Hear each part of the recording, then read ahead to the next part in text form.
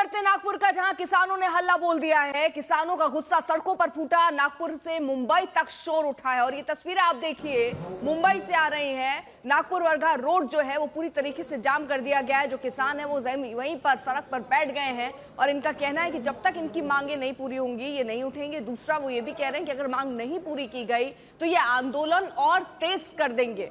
तो फिलहाल किसानों का गुस्सा कुछ ऐसा फूटा कि सड़कों पर बैठ चुके हैं ये किसान।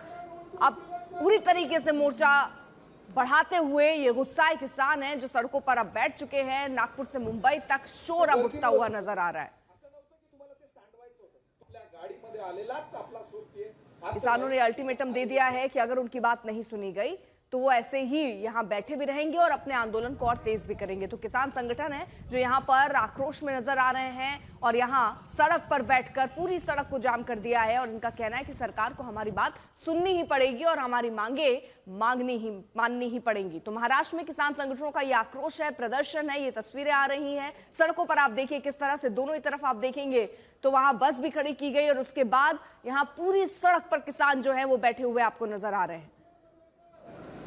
अपनी मांगों को मनवाने के लिए दरअसल ये सड़कों पर बैठे हैं और ऐसे में फिर सवाल उठता है सरकारों पर कि आखिरकार वो किसानों को लेकर कई दावे वादे करती हैं कि किसानों की तैशी सरकार है, लेकिन ऐसा क्या हो जाता है कि किसानों को सड़कों पर बैठना पड़े। विद्या हमारे साथ, हमारे सहयोगी इस वक्त जुड़ चुकी हैं। विद्या, क्या मांगे हैं किसानों की?